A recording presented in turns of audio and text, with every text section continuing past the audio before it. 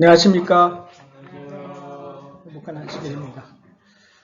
복된 안식일에 또 사랑하는 성도님 여러분들과 또 이렇게 말씀을 함께 상고할 수 있게 되어서 서로 감사하게 생각합니다. 우리 함께 시대소망 40장에 있는 말씀 같이 상고하면서 말씀 속에서 주님께서 우리에게 주시는 영적인 그 음성들을 듣고 순종하는 우리 모두가 되었으면 좋겠습니다.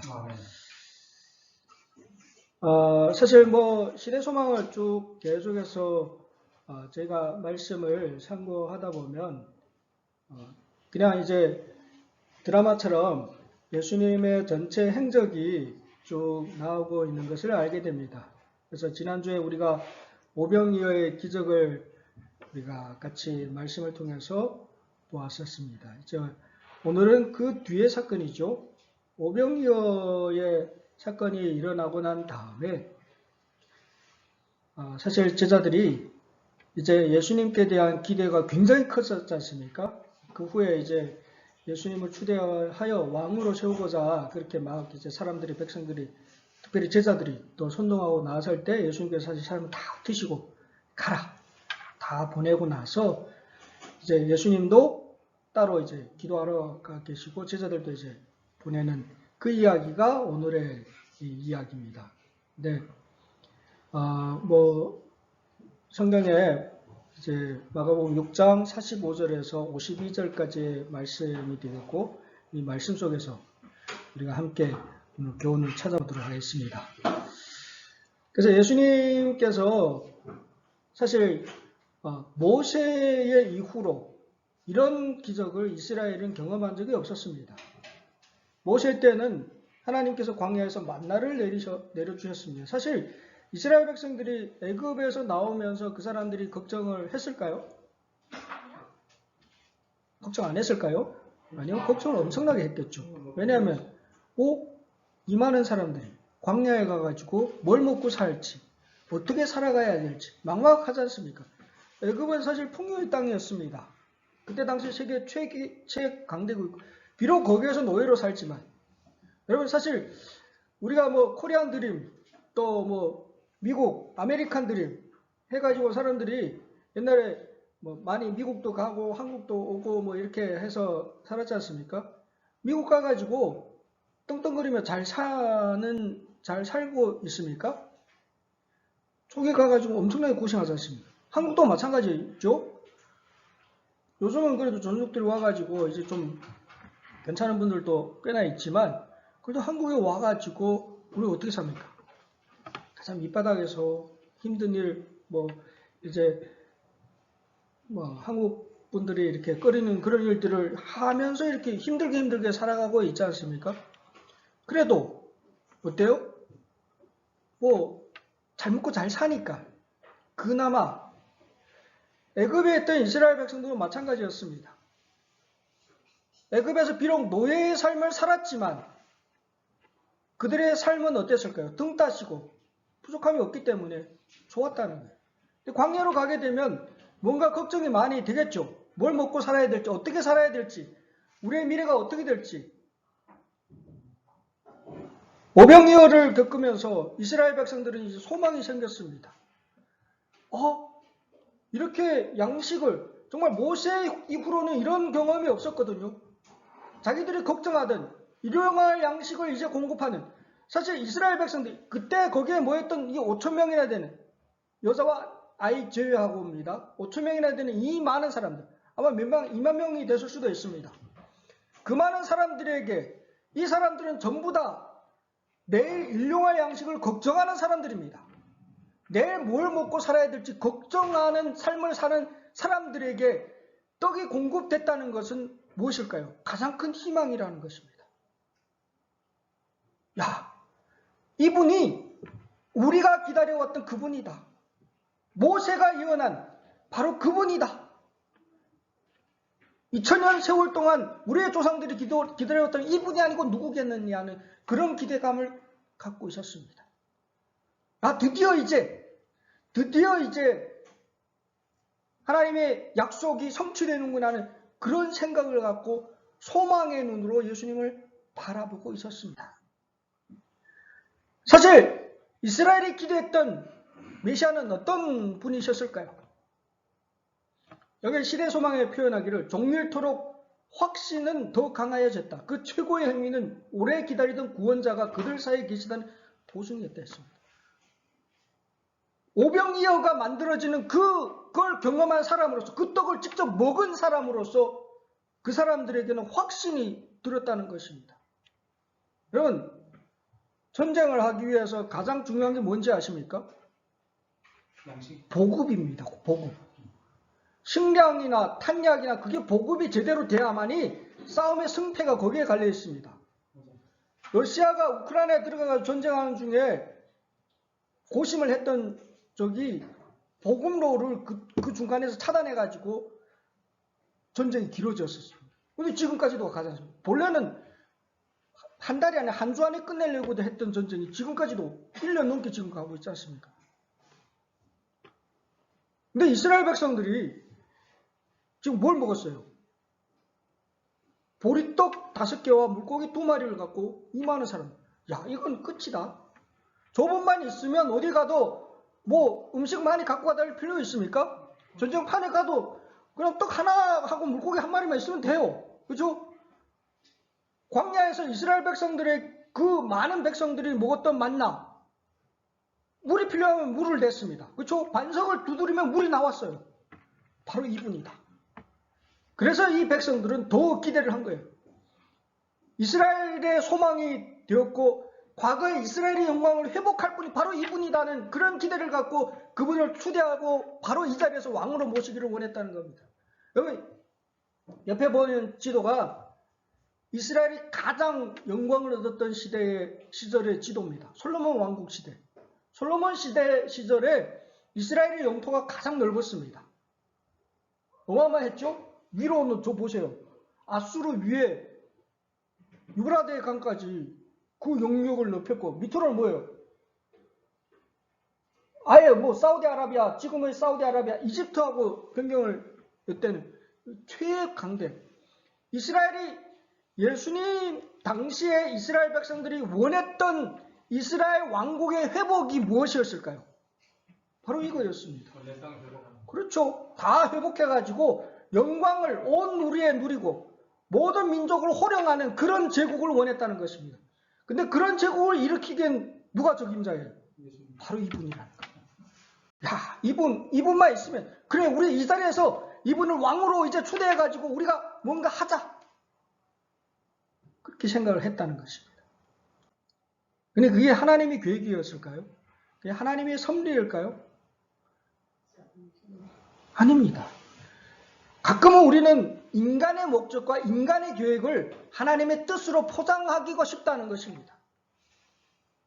여러분, 그것은 결코 하나님의 뜻이 아닙니다. 가끔은 우리가 생각을 하게 되면 그럴듯해 보이지 않습니까? 이스라엘이 영광을 받고 온 다른 민족을 통치하고, 야, 그러면 하나님 얼마나 영광 받으시겠습니까? 여러분, 이 나라의 대통령이 제7일 안식 예수재림교인이 돼가지고 그러면 어떻게 여러분이 어떨 것 같습니까? 어깨가 으쓱하겠죠. 아, 봐봐, 우리 교회 그 장로님이 지금 대통령이 됐다고 어깨 으쓱해가지고 달릴 수도 있겠죠. 이스라엘 그때 당시 예수님을 추종하던 이스라엘 백성들의 마음이 그러한 마음이었다는 것입니다. 예수께서 이 땅에 오신 목적은 무엇이었습니까? 이 나라의 인간의 왕국을 다시 회복하기 위해 오셨습니까? 아니었다는 것입니다. 원래 어쩌면 우리가 우리의 목적과 우리의 계획을 하나님의 섭리라고 이야기하고 그걸 억지를 부려가면서 추진하고자 하는 그런 경우가 없지 않아 있을 수 있다는 것입니다. 이 사람들도 지금 뭐예요? 이거는 하나님의 섭리다. 하나님의 일이니까 우리가 이분을 왕으로 추대해야 된다고 지금 주장하고 있다는 것입니다. 그런데 예수님께서 뭐라고 하십니까? 아니다. 다 가라. 각자 너희들이 있는 곳으로 다 가라고 이야기하고 있다는 것입니다. 제자들이 예수님께서 하시는 그 행동이 이해가 됐을까요? 이해가 안 됐습니다. 우리가 왜 이분을 따라다녔는데 우리가 지금 예수님을 따라다니는 이유가 무엇이었습니까? 제자들이 그때 당시에 예수님을 따라다니는 이유가 이스라엘 나라의 회복이었다는 것입니다. 근데 이스라엘 나라를 회복하기 위해서는 지금이 가장 좋은 기회였습니다. 왜냐하면 사람을 모으기가 쉽습니까? 여러분, 사람 모여라 하면 모입니까? 요즘은 더 힘듭니다. 그렇죠? 근데 이때 당시에 지금 몇만 명이나 되는 사람이 모였습니다.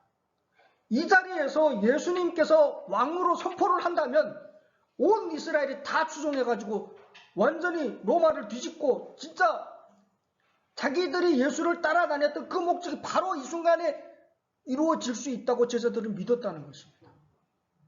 근데 지금 뭐예요? 예수님께서 다 돌려보내라 하고 너희들도 각자 이제 기도하러 가라 하고 그 마음에 하나도 안 들었다는 거예요.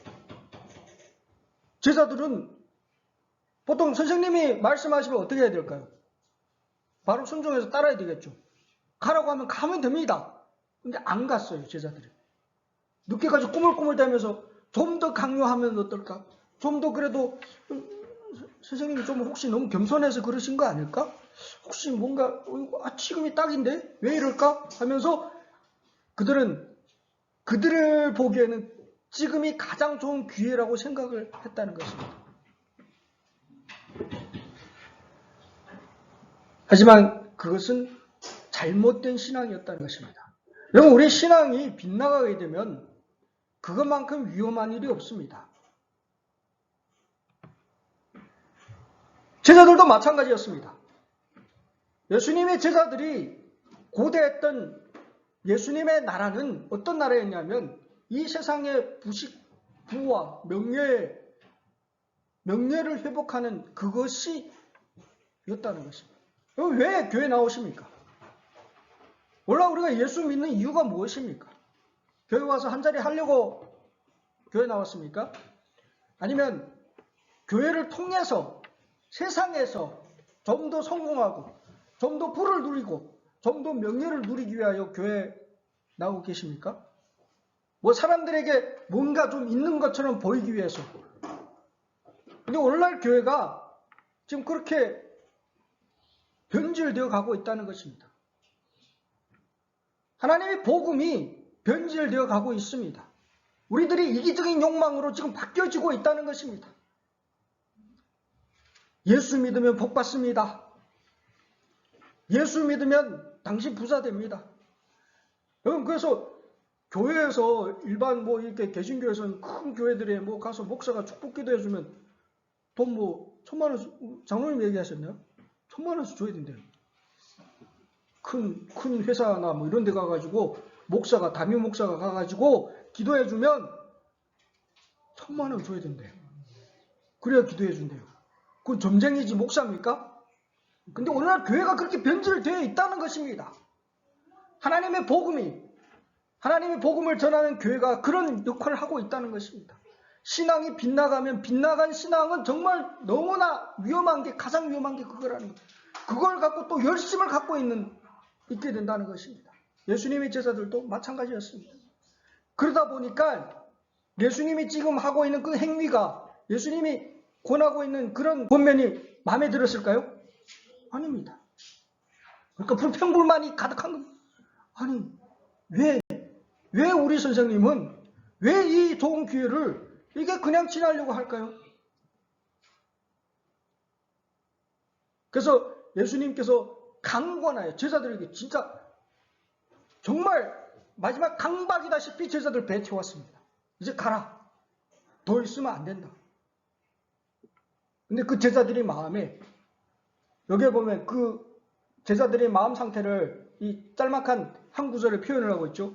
그들은 예수를 저희의 구주로 시인한 이후 그 어느 때보다도 예수에 대해서 참을 수 없는 불만스러운 마음으로 예수를 뒤에 두고 갔다.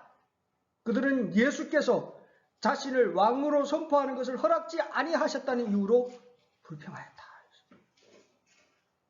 제자들이 처음입니다.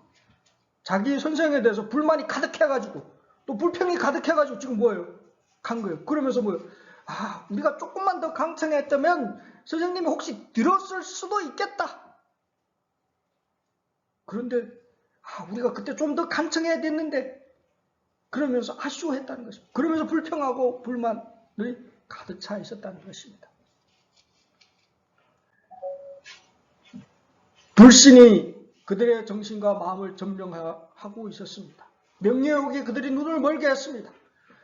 이게 사람이 눈이 멀면 안 보여요. 어떤 것이 눈에 가리워지면 안 보입니다.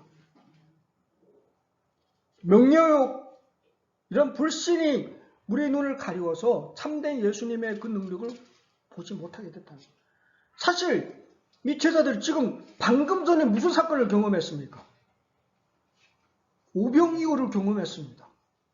이거는 있을 수 없는 일을 경험한 겁니다. 정말 최고의 영적인 경험을 했지 않습니까?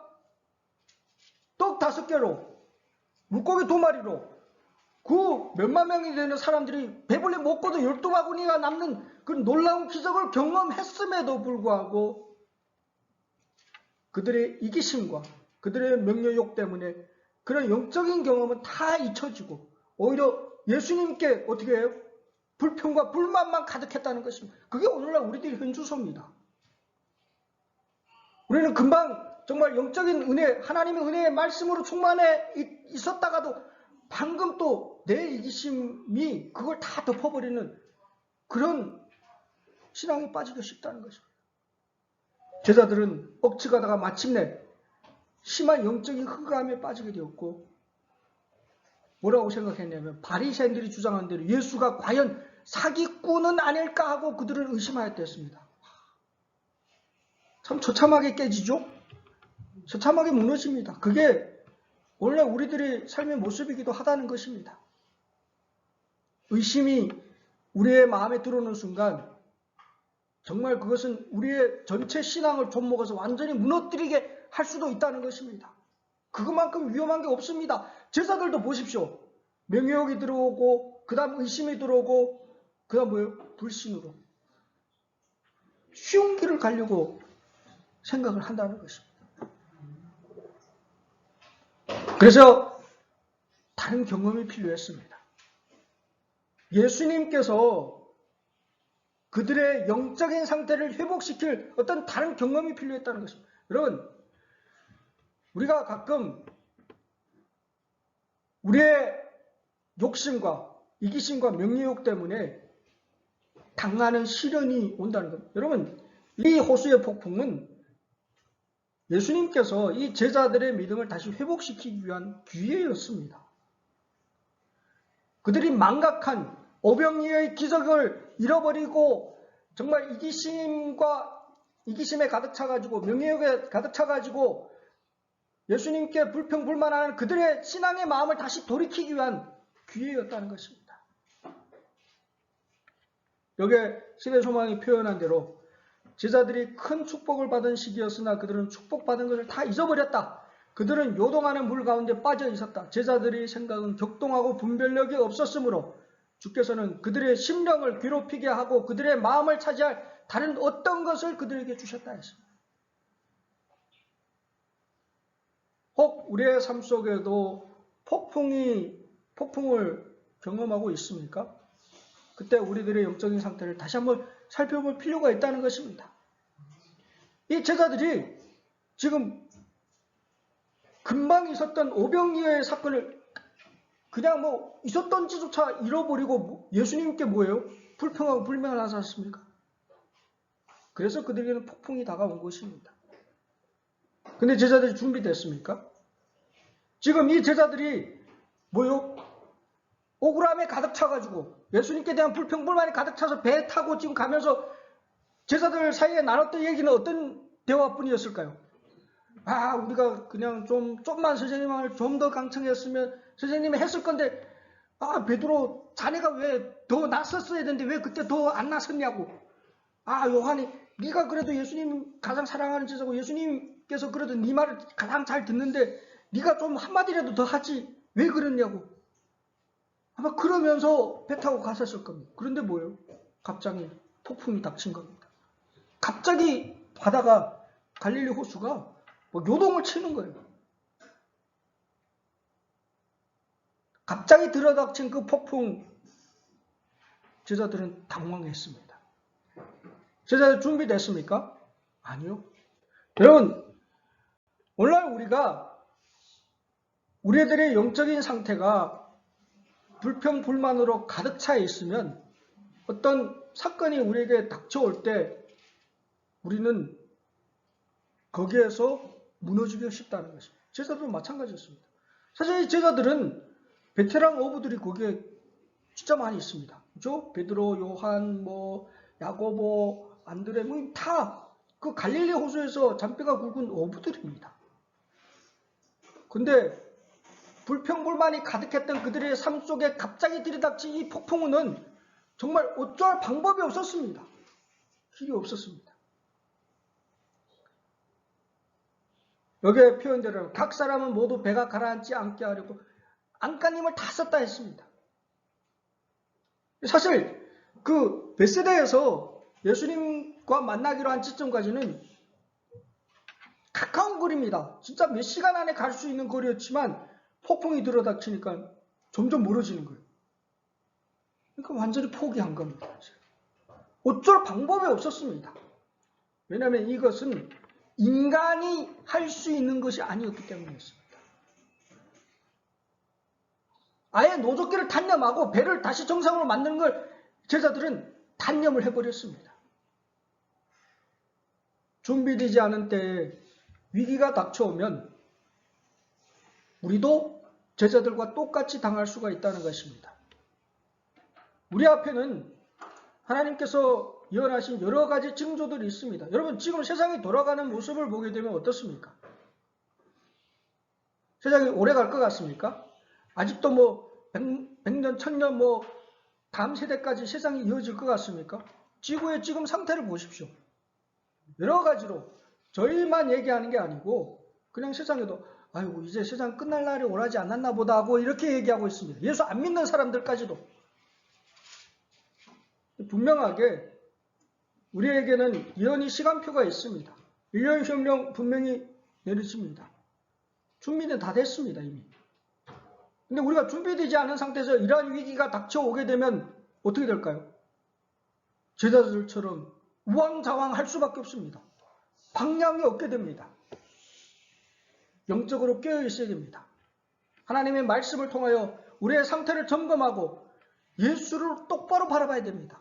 예수 잘못 믿으면 내 마음에 맞게, 내 구미에 맞게 예수님을 정해놓고 믿으면 이런 위기가 우리에게 닥쳐오게 됩니다. 제자들이 그렇지 않습니까?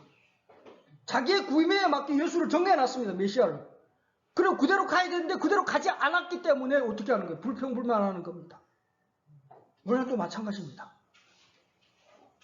주님의 말씀을 믿으시기 바랍니다. 아멘. 내 구미에 맞게 예수를 만들어 놓지 마세요. 그것만큼 위험한 일이 없습니다. 제자들이 준비되지 않은 그런 상태에 있는 제자들, 이때 예수님께서 뭐 하셨을까요? 예수님께서는 제자들을 떠나보내시고 나서 제자들을 바라보고 계셨습니다. 예수님께서는 제자들이 상태를 가장 잘 알았기 때문에 그 안가에서 제자들이 하는 그걸 지금 바라보고 계셨습니다. 시대 소망이 나옵니다. 예수께서는 그들을 잊지 않으셨다. 감찰하시는 자 예수께서는 해안에서 겁에 질려 태풍과 싸우고 있는 그들을 보셨다. 예수께서는 일순간도 당신의 제자들을 잊지 않으셨다. 예수님께서 우리에게 말씀하고 계십니다. 나는 한순간도 너희들을 잊어본 적이 없다. 나는 한순간도 너에게서 눈길을 뗀 적이 없다고 주님께서 말씀하고 계십니다. 여러분, 힘드십니까? 우리 주님께서 우리를 지켜보고 계십니다. 단 우리가 믿음의 손을 그분께 내밀지 않았기 때문인 것입니다. 정말 그 폭풍에서 고통당하고 있는 그 제자를 바라보시면서 주님께서 그 갈릴리 호수에 내려오셔가지고 가까이 걸어가시는 겁니다. 제자들은 이제 포기했습니다. 이제 우리 죽는구나, 이렇게 죽는 건가? 그런데 갑자기 한 줄기 빛이 그 강 위로 쭉 누군가 걸어오는 거예요. 처음엔 유령인 줄 알았습니다. 너무 무서워가지고 아이고 이제 진짜 죽게 되는 귀신이 보이는구나 하고 생각을 했습니다. 진짜 죽는가 보다고. 근데 사실 예수님께서 그 배로 바로 간 게 아니고 배 옆으로 지나갈 듯이 이렇게 해서 사실은 예수님께 왜 걸어가셨을까요? 그 제자들 구해주러 가면서도 제자들이 예수님을 발견하고 예수님에게 도움을 요청하기를 바라는 마음으로 지나갈 듯이 이렇게 지나갔습니다. 근데 뭐예요? 제자들이 그때야 예수님이 가까이 오시니까 그때야 이제 주님을 발견하고 뭐예요? 예수님! 하고 소리쳤습니다. 도와주세요. 그때 예수님께서 뭐라고 하십니까? 안심하라. 내니 두려워 말라. 이 말씀은 오늘 우리에게 하시는 말씀이십니다. 우리가 어떤 고난과 어떤 환난을 당할지라도 주님께서 지켜보고 계십니다. 주님께서 우리에게 다가오십니다. 그러면서 그분께서 말씀하십니다. 안심하라. 내가 있으니까 두려워 말라. 주님이 우리의 보상이 되십니다. 가장 기뻐한 제자가 누구였을까요? 베드로였습니다. 참 이 표현이 참 이 말씀을 읽으면서 그 베드로의 당시의 상황이 막 상상이 되더라고요. 여기가 표현할 게 뭐라고 했습니까? 베드로는 거의 정신을 잃다시피 기뻐하였다 했습니다. 가장 정확한 표현이 아닐까요? 베드로가 뭐 언제든 성격이 가장 좋지 않습니까? 정신을 잃다시피 그래 이제 선생님 오셨으니까 우리 살았다. 너무 기뻐했다는 거예요. 그리고 나서 뭐합니까? 주여 만일 주시어든 나를 명하사 물 위로 오게 하소서. 주님 저도 물 위로 걷게 좀 해주십시오. 예수님께서 그래 내려와 걸어라. 베드로가 물 위로 걸어갔습니다. 걸어가다 보니까 뭐예요? 봐봐. 그래도 내가 이렇게 걷고 있다. 돌아서서 시선이 예수님께로부터 돌이켜가지고 뭐예요? 딱 돌아보는 순간 어떻게 됐습니까? 물에 빠졌다는 거예요. 시선이 예수께로부터 다시 주변의 다른 곳으로 돌려지는 순간 물에 빠지게 됐다는 것입니다. 잠깐 동안 그리스도가 베드로의 시야에서 보이지 않게 되자 그의 믿음이 무너졌다. 그는 빠지기 시작하였다. 그러나 물결이 그를 삼키려 할 때 베드로는 그의 눈을 성난 물결에서 돌이켜 위를 쳐다보고 예수께 고정시키며 주여 나를 구원하소서라고 외쳤다 했습니다. 여기 오늘날 우리들의 신앙의 핵심이 있습니다. 오늘날 우리들의 시선이 가끔 세속에 뭐 다른 것에 돌아갈 수 있습니다. 여러분 사실 우리들의 신앙의 삶이나 인생의 삶 속에서 가장 위험한 때가 언제냐면 잘 나갈 때입니다. 가장 잘 나갈 때입니다. 그럴 때일수록 겸손해져야 되는데 인간은 또 그렇지 않습니다. 잘 나갈 때는 뭐예요? 교만하기가 쉽습니다. 그럼 느부갓네살 왕이 왜 소가 됐습니까? 그죠? 잘 나갔을 때 그 모든 영광 뭐라고 합니까? 이 모든 영광을 내가 이루었노라고 그럴 때 하나님의 영이 주셔가지고 소로 7년을 살았지 않습니까? 그게 인간의 자만심 정말 위험한 것이라 베드로도 마찬가지입니다. 여러분 베드로가 물 위로 걷는 게 베드로의 재간이었습니까? 베드로의 능력입니까? 아니에요. 예수님의 말씀을 따라 순종했을 때 일어난 결과였다는 것입니다. 그럼에도 불구하고 우리는 똑같이 착각에 빠진다는 거예요. 뭔가 내가 이루어 놓은 것 신양 자랑하고 싶은 그런 마음이 누구나 다 있습니다. 저도 마찬가지고 그 마음만큼 가장 위험한 게 없다는 것입니다. 그 마음이 들어서 돌아보는 순간 예수님께로부터 시선이 옮겨지는 순간 베드로가 어떻게 됐습니까? 물에 빠졌다는 것입니다. 꼭 우리들의 신앙의 삶 속에도 우리도 베드로와 똑같이 물에 빠질 수 있습니다. 하지만 중요한 것은 그때 어떻게 될까요? 그렇죠. 베드로처럼 소리치십시오. 주님을 부르십시오.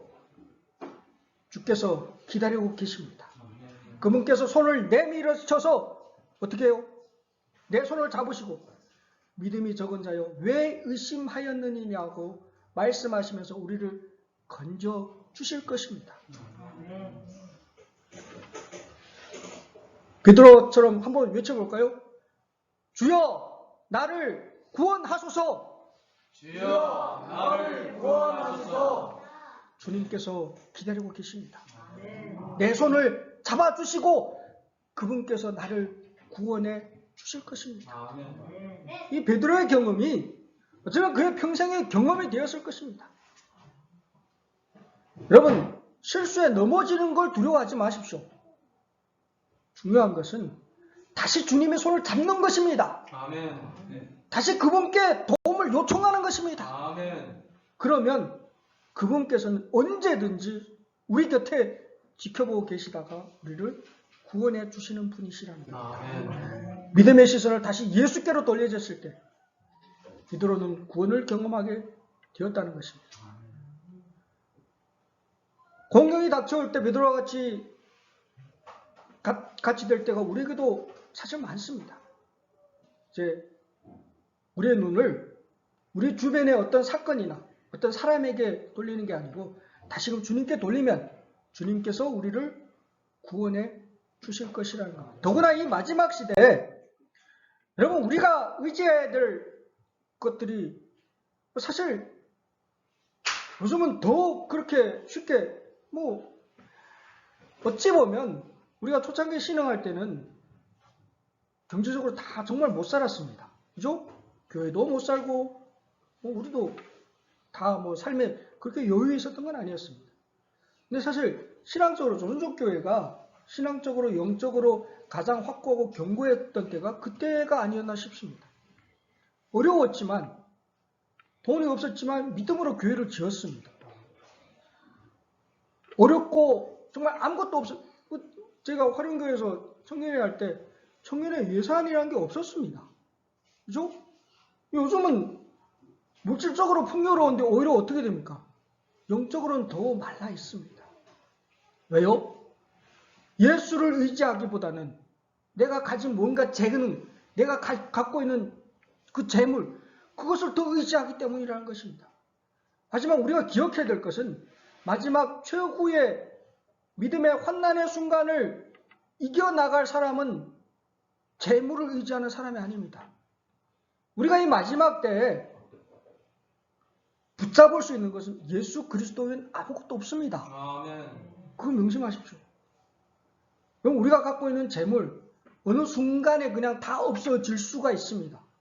더구나 이제 앞으로 지금 전자화폐 다 준비됐습니다. 중국은 이미 상용화돼 가지고 실제로 일부 도시에서는 시범적으로 사용을 했었지 않습니까? 상해 그리고 남방에서. 그 전자화폐가 얼마나 더 무서운지 아십니까? 우리의 모든 정보가 그대로 노출이 되고 정보가 완전히 공개합니다. 그 돈은 내 돈이 아닙니다. 내 돈인 듯 하지만 지금도 이미 그렇지 않습니까? 중국은 그런 시기가 더 빨리 올 것입니다. 이미 전 세계가 다 준비됐습니다.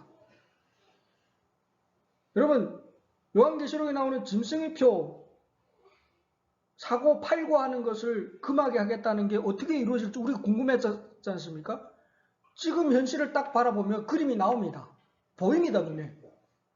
아무것도 못 삽니다. 내가 지금 돈 억만금을 갖고 있다 해도 그때 당시 짐승의 표를 안 받으면 그 돈은 내 돈이 아닌 때입니다. 그럼 어떻게 될까요? 로시아 안에처럼 그게 아까우면 못 가는 거예요. 끝나버리는 겁니다. 예수를 의지하고 전적으로 모든 시선을 그분께만 향하는 그런 믿음의 사람이 되시기를 간절히 바랍니다. 아멘. 오늘 이 말씀을 통하여 주님께서 우리에게 주시는 교훈이 있습니다. 여러분, 인생의 위기에서 승패를 결정짓는 것은 매일의 시험에 대한 우리들의 승부에 달려 있습니다. 우리들의 매일의 삶 속에서 똑같은 그런 폭풍과 시련이 나올 수 있습니다. 하지만 우리의 연약함을 깨닫고 확고부당하게 예수를 바라봄으로써만 우리는 안전할 수 있습니다. 아멘. 매일의 삶 속에서 어떠한 폭풍이 닥쳐올지라도 그분 우리의 주님 되신 예수 그리스도를 바라보시고 믿음 안에서 승리하게 되시기 바랍니다. 아멘. 어려움이 있을 때 그분을 부르십시오. 아멘. 주여 나를 구원하여 주소서. 아멘. 그분께서 손 내미십니다. 그분께서 우리를 구원해 주십니다. 정말 베드로의 이러한 영적인 경험이 오늘날 우리 모두의 경험이 되어서 믿음 안에서 항상 매일매일 승리하는 삶을 살게 되시기 바라면서 말씀을 마치겠습니다. 기도하겠습니다. 살아계신 아버지 하나님, 아멘. 말씀을 통하여 오늘날 우리들의 삶 속에 필요한 또 영적인 생명을 공급해 주심을 진심으로 감사드립니다. 정말 베드로의 영적인 경험이 오늘날 우리의 경험이 되게 도와주시고 내가 정해놓은 예수가 아닌 주께서 계시된 예수 그리스도를 저의 삶의 구주로 받아들이고 저의 삶 속에 어떤 폭풍이 닥칠 때에 주여 나를 구원하소서 하고 주님께 외치고 주님을 의지하고 바라보는 믿음의 사람이 될 수 있게 인도하여 주시옵소서. 아멘. 우리 주 하나님 아버지의 놀라우신 사랑과 십자가의 예수 그리스도의 은혜와 성령의 교통하심이 주님 앞에 매일매일 부복하여 주님의 구원을 구하고 바라보는 주의 백성들에게 주님 오시는 그날까지 함께해 주셨기를 예수 그리스도 이름으로 간절히 축원하옵나이다. 아멘.